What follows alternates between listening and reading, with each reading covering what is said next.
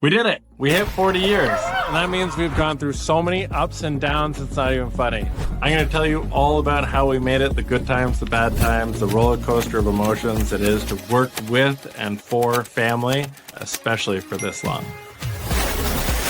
We're going to take you through each and everything that we've done to try and be successful, to ever growing, constantly innovating, and trying to be the best there is in the industry. In our 40-year history, we've had the absolute pleasure of building some of the most impressive and incredibly designed public spaces, including zoos, museums, science centers, casinos, and of course, some of the most incredible backyards in all of Canadian history. What made you want to get into the artificial rock business? 1976, I went to Mexico with your mother, to the Princess Hotel. And they had a artificial rock water feature that stuck with me because it was a waterfall bar. You had to go through the waterfall to get to the bar. It was a really interesting experience. I had never seen artificial rock before. That always stuck in my mind. And then in 1983, it decided that we wanted to do a pool. Your mother wanted it to be like a pond, not like a pool. So she wanted a waterfall, and Ted Baker decided how that feature was going to take place, and we wanted that cascading waterfall down to the lower level to expand. It was mainly for our own requirements. And then Ted Baker showed me a spa from this company out of California. I flew to California to look at this spa and this system, and found out I was interested in the artificial rock part of it because they were doing not just the shotcrete formation, but they were doing actual mold. That really appealed to me, the actual mold part. When they sat inside the rock spa, they thought, I could do this. And they thought, I probably could do better in this. My mother was an incredible artist right from a very young age. My father was inspired. So they came back to Canada and took the steps to figure out exactly how to get into the rock business. One of the things my parents wanted from the very beginning was to make sure that we had the highest quality possible product for each and every project we've ever been on.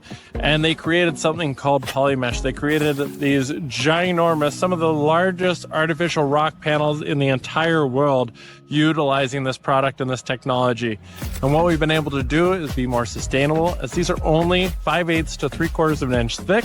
We've created innovative insert systems so that we can have the perfect structure no matter the size of the project. You could see from some of the detail behind me that we utilize these panels to create very naturalized systems, mimicking nature in whatever way is designed or required for that project. We're constantly learning. We're always trying to improve. We have a lot of interesting things for you in the future, but right now we're trying to focus on the past 40 years. And that means getting to utilize all these incredible panels to find the most unique project physically possible. We started with Ontario Place. I'm sure you are aware of it, whether for good reasons or bad lately, but that was a spot that a lot of people my age and a little bit older grew up with, understanding that that was an iconic spot in Ontario. At the same time, actually began West Edmonton Mall. Now you're probably thinking, holy crap, you went to 0 to 100 in less than a year, and that's exactly the way it felt as well. My parents had a diverse background. My mother was an incredible teacher, so she was able to take on the art side and help teach all the different processes to a number of people so we could actually get that done.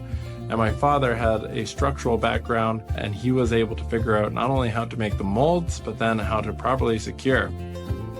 At one point, you ended up being the largest buyer of AR glass in all of Canada. And then afterwards, you decided that wasn't the product for you. Can you decide? 9 months. Explain why? 9 months later.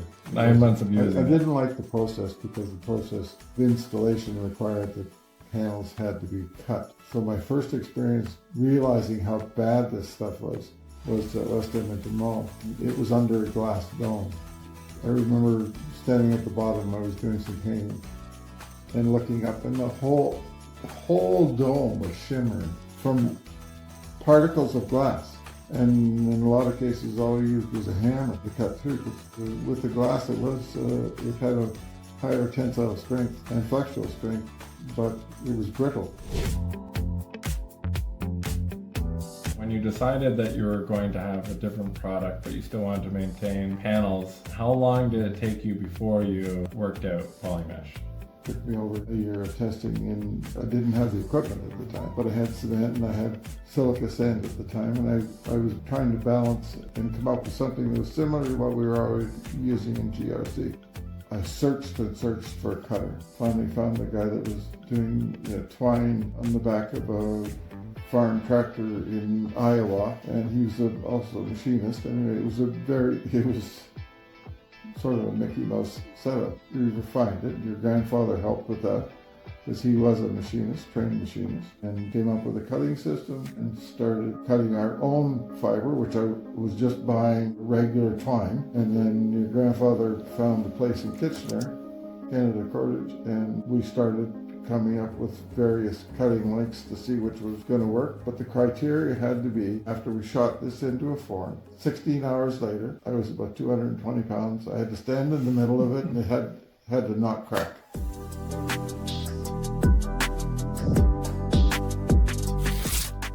This was just a year of research, and I got to know Dr. Ernie Davison from the University of Waterloo. He helped me on the mechanical side.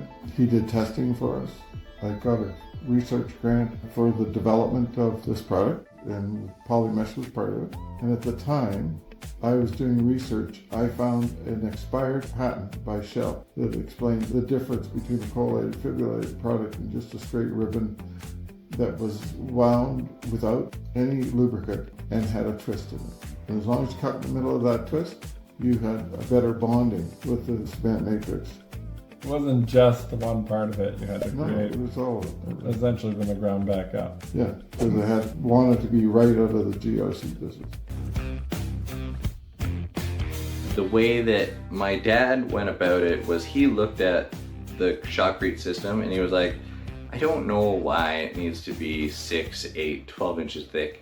Like, why don't we just make a higher strength concrete so that we get what we need to get out of it, make sure it's strong, make sure it can handle every element that we have here in Canada, because we have huge swings from -40 to +40, huge swings in temperature. Every punishing environmental factor you can have, we've built in it, and our stuff is rang true to it. Now, most people in the artificial rock business solely focus on the art and trying to practice the art. Did you ever introduce yourself as an artist? No. Never? No. Is there a reason? I wasn't. That's not true. I wasn't an artist. I didn't Carve, consider myself. stamp, shape, Yeah, sculpt. that came after. We always try and give every ounce of our being to each and every project, which is a personal part of our family. It was the Museum of Civilization. That was the first time, and it was the most difficult job anybody could ever entertain. It was a duplication of a military gate from Quebec City. There it is, right there. Yeah. That was not planned. First 3 rows of this structure is real. And then through weight, was it weight requirements? It was because it started cracking the floor. Even the floor was 8 inches thick, reinforced. It was cracking. So they established that there's no way they could go to the top with real rock. So from those pieces of stone that they gave to me, I made molds. To create that surface, which was a very unique surface, they used a round chisel, and then they created the detail within the point. Dimple, yeah. Each one of those dimples had 5 colors. Had to be painted with a brush. So she would use a pinpoint brush, and she would go through each one. I remember one of the staff of the museum, senior staff, came in and said, I don't know what you're doing. That's not going to look like real rock. And your mother started to cry. She would have been pregnant with me. Was Yeah. that overlapped? Yeah, she was. No wonder why she was crying. She was pregnant, trying to create a masterpiece, and Yeah, somebody it was told her it awesome. wasn't going to be good.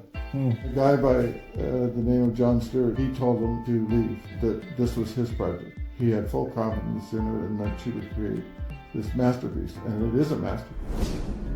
So they say never to work with family, but you brought mom in at 86, you said. So what was the conversation with mom to convince her to come and do Well, this? she loved art.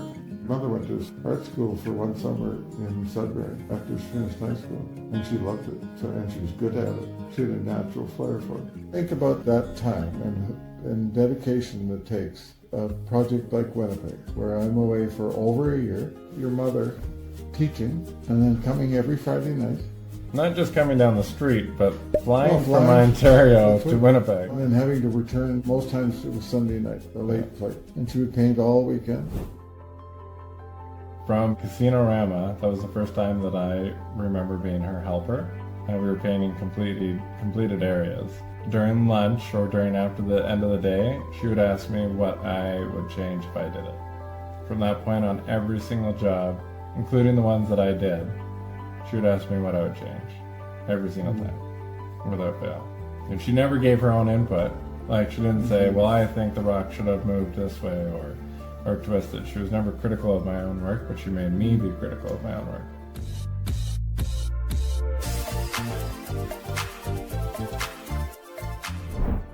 That waterfall is still one of the more impressive, from a sheer size point, one of the more impressive ones that I've ever gotten the pleasure to do.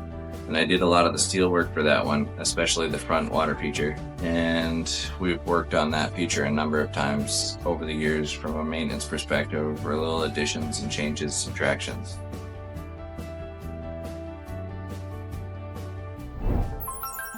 So as our company got a little bit bigger, a little bit older, a little bit wiser, our ambitions started to grow too. So we did a lot of museum work early on. That's where we got our hyperrealism. And then we started getting into those immersive zoo habitats, and now we're looking at immersive spaces like spas. And it becomes more than just the rock, because we're really trying to create a mood and then sometimes even create a story. So it's very important to be right on and in tune with the design and our own abilities.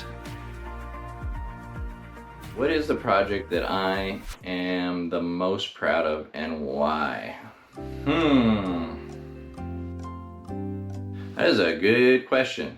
The projects that I'm most proud of early on in my career would be Best Western Lamplighter Inn down in London, Ontario. One of the first projects that I was left to supervise, and it was awful. It was terrible. I hired my friends. You should never hire your friends. We were not getting along. We wanted to almost strangle each other, and we'd been friends all through high school. We had to incorporate that giant slide through a cave. We had the koi pond. There was a lot of high-level elements to that job, and to this day it looks beautiful, and to the point where sometimes I'm like, did I peak on my first project? I don't think anybody that worked on that project doesn't go back and look at that project with pride. Every time we go, we are in awe of what was created.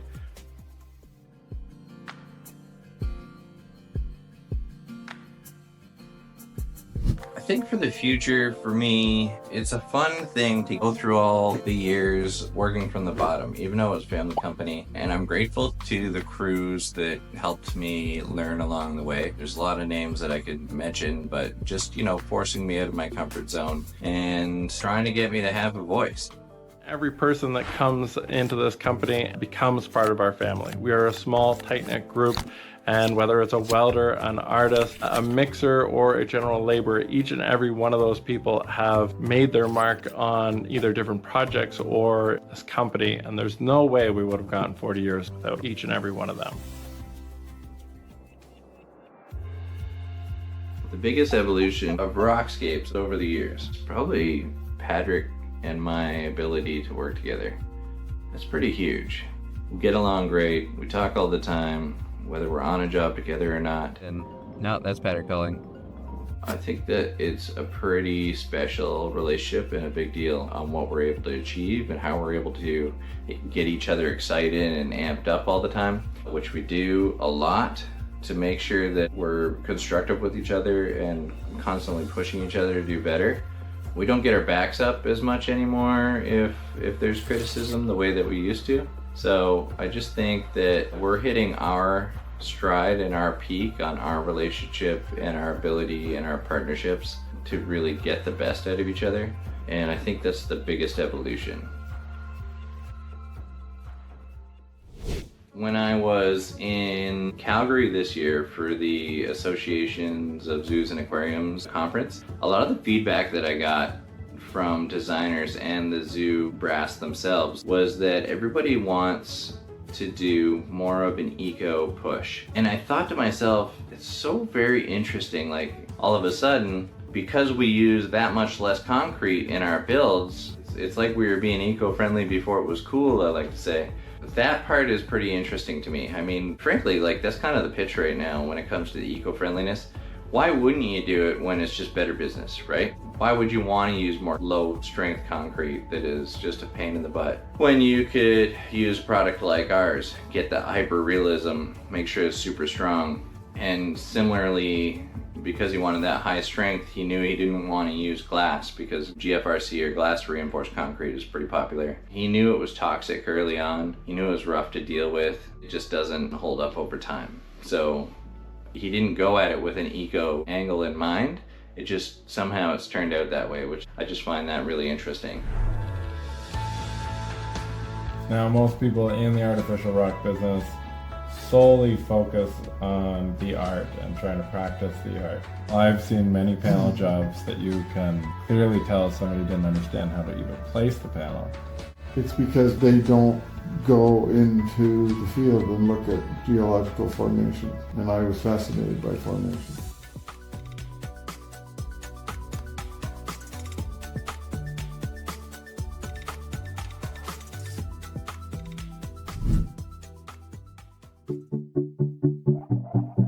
Would you say that this has been an easy 40 years?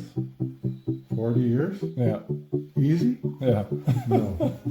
High and low. There's been so many highs and lows in this business, as with any business. 40 years is a long time to be able to maintain a business. Such a major accomplishment for us, and there's so many different important factors that I really have trouble expressing, but one of those factors being that we're carrying on something that our parents started, being able to bring to you in this YouTube world to show off some of the major projects they did, because you know back then there was some fantastical projects that a lot of designers wouldn't even take on today, at least not in Canada. So it is a big deal to show some of these things off. That's why we dip into the past so often, while we're trying to stay true to the future and let you know what Patrick and I ourselves are doing. But what a special time for it, and we look forward to showing you the next 40 years. At this stage in our career, I just want to build the coolest things I can find. I don't really care where they are in the world to do it. I will go. I like to do the close-up magic. I want to do the most realistic things. I want to do the parts where the guests of the facility can go up and touch and feel and see and be tricked. I want their brains to just snap and be tricked and be like, how did they get this rock here? Personally, I love that close-up magic, and that's really where I want to go. Well, gotta lay on the cheese a little bit, because Rockscapes really isn't just a company, it truly is family, and sometimes for better or for worse. And anybody that's worked for their family knows the true meaning of that. But I've seen, as I was growing up, my brother and I are the youngest on one side of the family as far as our cousins go. And I saw most of our cousins spend time here at Rockscapes while I was still in high school. And then I ended up in the field myself, and then after I left for a bit, then Patrick is in the field by himself, and we've all sort of had to figure out our style and our way and how we could coexist with each other. And sometimes it brings us closer together, and other times, you know, we need a bit of space, but that's pretty normal. But one thing's for sure is we stick by each other. We've made something that lasted, and frankly, as Patrick and I say, we're just getting started. So this is the next chapter.